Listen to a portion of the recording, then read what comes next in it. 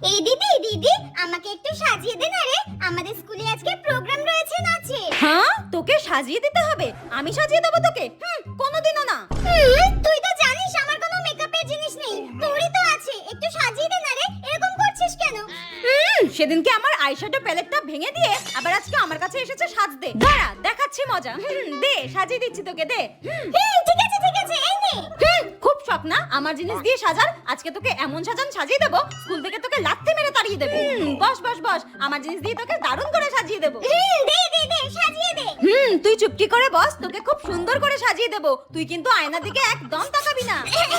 আস্তে। আরে হ্যাঁ, আস্তেই করছি। দেখি এবার লিপস্টিকটা পরিয়ে দেই, এত সুন্দর লাগবে তোকে, দেখি।